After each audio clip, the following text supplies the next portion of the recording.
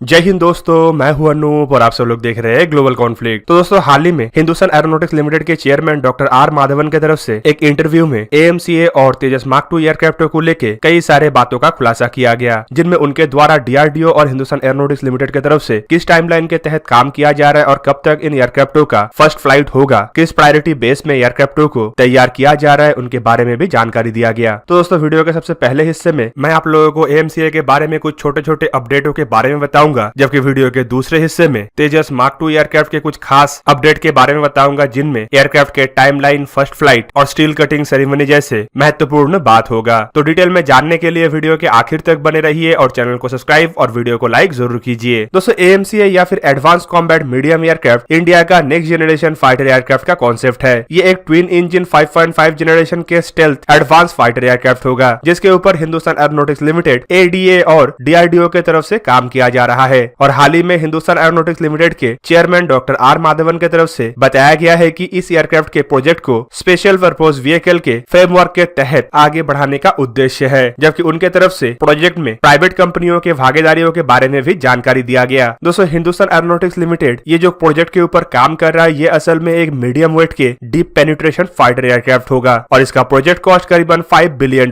के आसपास है। डॉक्टर आर माधवन की तरफ से यह भी बताया गया है कि इस एयरक्राफ्ट का पहला प्रोटोटाइप 2026 में दुनिया के सामने आ सकता है, जबकि 2030 तक एयरक्राफ्ट के प्रोडक्शन शुरू हो जाएगा। इवन उनके द्वारा जानकारी ये भी दिया गया है कि डीआरडीओ की तरफ से प्रॉपर टाइमलाइन में प्रोजेक्ट के ऊपर काम किया जा रहा है। मतलब अब से जो टाइमलाइन सेट किया गया है, इसमें अभी तक कोई डिले नहीं हुआ है और 2026 और 2030 का जो गोल है वो अभी तक सही दिशा से आगे बढ़ रहा है। दोस्तों, डॉक्टर आर माधवन की तरफ से ये भी बताया गया है कि ये जो प्रोजेक्ट है ये फिलहाल इनिशियल डिजाइन स्टेज में है और हिंदुस्तान एरोनॉटिक्स लिमिटेड और डीआरडीओ कुछ प्राइवेट पार्टनरों के साथ इसे एसपीवी रूट मतलब स्पेशल पर्पज व्हीकल के रूट के तहत आगे बढ़ाना चाहता है, जिनमें कम से कम 2 प्राइवेट पार्टनर होगा। इवन उनके द्वारा यह भी बताया गया है कि प्राइवेट पार्टनरों के पास प्रोजेक्ट के मेजर शेयर रहेगा। मतलब एएमसीए एक प्रोजेक्ट के 50.5% शेयर प्राइवेट पार्टनरों के पास हो सकता है। दोस्तों, इवन डॉक्टर आर माधवन की तरफ से एएमसीए प्रोजेक्ट में किस तरीके से प्रोटोटाइप बिल्डिंग और किस तरीके से प्राइवेट पार्टनरों का भागीदारी किया जाएगा, उसके बारे में भी खुलासा किया गया और उनके बयान के मुताबिक प्रोटोटाइप बिल्डिंग में हिंदुस्तान एरोनॉटिक्स लिमिटेड अकेला ही आगे बढ़ेगा और प्राइवेट पार्टनरों को एसपीवी में शामिल नहीं किया जाएगा। और जब एक बार प्रोटोटाइप तैयार हो जाएगा तो उनके द्वारा प्राइवेट पार्टनरों के साथ एक साथ काम को आगे बढ़ाना शुरू किया जाएगा, जिनमें प्राइवेट पार्टनरों की तरफ से 2,500 करोड़ रुपया का इन्वेस्टमेंट का आशा किया जा रहा है, जबकि हिंदुस्तान एरोनॉटिक्स लिमिटेड भी इन्वेस्टमेंट के तहत 2,500 करोड़ रुपया प्रदान करेगा, जिसके तहत आने वाले समय में इस प्रोजेक्ट को आगे बढ़ाया जाएगा। दोस्तों, इस तरीके के कॉन्सेप्ट के तहत आगे बढ़ने से एक तो हिंदुस्तान एरोनॉटिक्स लिमिटेड के ऊपर से एयरक्राफ्टों के मैन्युफैक्चरिंग का प्रेशर घटेगा, साथ में हिंदुस्तान एरोनॉटिक्स लिमिटेड अन्य एयरक्राफ्टों के कॉन्सेप्ट को भी आगे बढ़ा पाएगा। जबकि दूसरी तरफ अगर देखें तो एयरक्राफ्टों के प्रोडक्शन रेट को भी बढ़ाना संभव हो पाएगा और प्राइवेट कंपनियों के भागीदारी की वजह से इंडिया में ज्यादा से ज्यादा कंपनी एरोनॉटिकल स्ट्रक्चर और एरोस्पेस इंजीनियरिंग जैसे महत्वपूर्ण सेक्टर में अपने हाथ आजमा पाएगा। इंडिया में जो एरोस्पेस इंजीनियरिंग में डिले होता है, खास करके तेजस एयरक्राफ्ट में जो इतना लंबा डिले हुआ है, इस तरीके के डिले को अवॉइड करना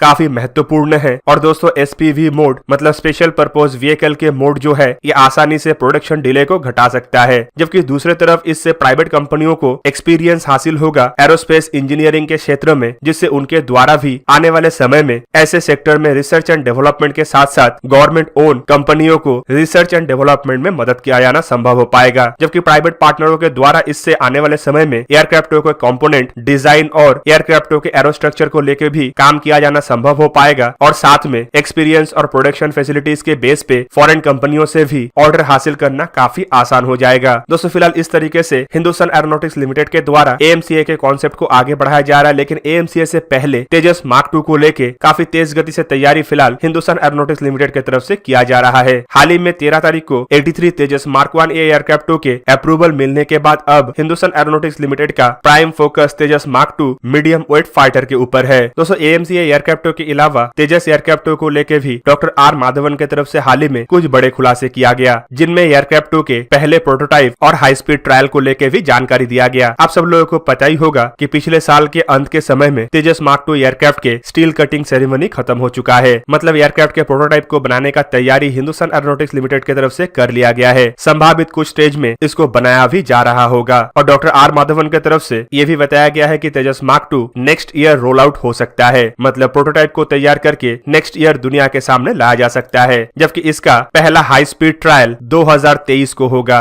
मतलब 2023 में इसका फर्स्ट फ्लाइट शेड्यूल रखा गया है। दोस्तों तेजस मार्क 2 एयरक्राफ्ट असल में इंडिजीनियस तेजस एयरक्राफ्ट के एक अधिक पावरफुल वर्जन है, जो मल्टी रोल एयरक्राफ्ट होने के साथ साथ ज्यादा पावरफुल का इंजन का इस्तेमाल करेगा। साथ में इसमें वजन लेने का कैपेबिलिटी भी तेजस मार्क 1A के तुलना में ज्यादा होगा। इसके अलावा इसमें आधुनिक electronic warfare system, radars, avionics जैसे इक्विपमेंटों का इस्तेमाल किया गया है। दोस्तों डॉक्टर आर माधवन की तरफ से यह भी बताया गया है कि इसका जो स्ट्रक्चरल पैकेज और रिलेटेड वर्क है, जो कि आधुनिक सुपीरियर एवियोनिक्स के लिए बनाया जा रहा है, ये सही तरीके से आगे बढ़ रहा है। जबकि इन एयरक्राफ्टों के प्रोडक्शन संभावित 2025 से शुरू हो सकता है। मतलब हम लोग आशा कर रहे हैं कि 2025 में तेजस मार्क 2 एयरक्राफ्टों के प्रोडक्शन शुरू होगा और साथ में 2 से 3 साल के अंदर लार्ज स्केल में इन एयरक्राफ्टों के इंडक्शन इंडियन एयरफोर्स में हो सकता है। दोस्तों तेजस मार्क 2 एयरक्राफ्टों को बेसिकली इंडियन एयरफोर्स में इस्तेमाल होने वाले मिराज 2000 और मिग 29 जैसे फाइटर एयरक्राफ्टों को रिप्लेस करने के लिए किया जा रहा है। इवन दोस्तों हाल ही में जानकारी यह भी दिया गया था कि Tejas mark 2 medium weight fighter aircraft के करीबन 4 प्रोटोटाइप बनाया जा सकता है, जिन्हें अलग अलग ट्रायल से पैरेलली गुजारा जाएगा, ताकि ट्रायल के प्रोसेस को छोटा और एयरक्राफ्टों के डेवलपमेंट को तेज किया जा सके। दोस्तों तेजस एयरक्राफ्ट के मार्क 2 वर्जन को इंडियन एयरफोर्स में मार्क 1 के तुलना में अधिक मात्रा में शामिल किया जाएगा। 2019 में ही एक बयान में कहा गया था कि इंडियन एयरफोर्स कम से कम 324 तेजस एयरक्राफ्ट के अलग अलग वर्जन खरीदेगा। मतलब अगर इनमें से 40 तेजस मार्क 1 और 83 तेजस मार्क 1A एयरक्राफ्ट को निकाल दिया जाए तो इंडियन एयरफोर्स संभावित 201 तेजस मार्क 2 एयरक्राफ्ट खरीद सकता है। दोस्तों तेजस मार्क 2 एयरक्राफ्ट इंडियन एयरफोर्स में काफी महत्वपूर्ण रोल निभाएगा, क्योंकि इसके खासियतों के बारे में भी कई सारे जानकारी दिया गया। डॉक्टर आर माधवन के मुताबिक तेजस मार्क 2 एयरक्राफ्ट के जो कुछ महत्वपूर्ण फीचर होगा, उनमें ये एयरक्राफ्ट के फ्यूजलाज तेजस मार्क 1 या मार्क 1A एयरक्राफ्ट के तुलना में काफी बड़ा होगा, जबकि इसका रेंज भी तेजस मार्क 1 और मार्क 1A के तुलना में ज्यादा होगा। वहीं पे इन एयरक्राफ्टों के मैन्युवरेबिलिटी को भी काफी सुधारा जाएगा और ये शायद ज्यादा मैन्युवरेबल एयरक्राफ्ट होगा। लोडिंग कैपेसिटी तो ऐसे ही बढ़ाया जा रहा है ताकि ज्यादा से ज्यादा हथियारों को ये एयरक्राफ्ट कैरी कर सके। दोस्तों तेजस मार्क 1A एयरक्राफ्ट के टोटल 5300 किलोग्राम के लोड कैपेसिटी है, जिनमें 3.5 टन मतलब 3500 किलोग्राम हथियार हो सकता है, जबकि तेजस मार्क 2 में इस कैपेसिटी को बढ़ाया गया और कम से कम 6.5 टन इसका कैपेसिटी होगा। मतलब ज्यादा वजन के ये हथियार को लेके उड़ान भर सकेगा। जबकि खाली ज्यादा हथियार नहीं, बल्कि इसका नेटवर्क सेंट्रिक वॉरफेयर सिस्टम को भी उन्नत किया जाएगा और ये ज्यादा आधुनिक इलेक्ट्रॉनिक वॉरफेयर से लैस होगा। दोस्तों इन एयरक्राफ्टों को टोटली एक नेक्स्ट जनरेशन के एयरक्राफ्ट के तहत डिजाइन और डेवलप किया जा रहा है, जो फ्यूचर में अगर देखे तो F-16 ग्राइफिन या अन्य किसी भी सिंगल इंजन एयरक्राफ्टों के तुलना में ज्यादा आधुनिक और ज्यादा पावरफुल होगा। तो दोस्तों ये था आज का वीडियो। अगर आपको वीडियो अच्छा लगा तो उसे लाइक कीजिए और मेरे चैनल को सब्सक्राइब कीजिए और साथ में बना हुआ बेल आइकन को भी प्रेस कर दीजिए, ताकि आप मेरा वीडियो देख पाए सबसे पहले। जय हिंद।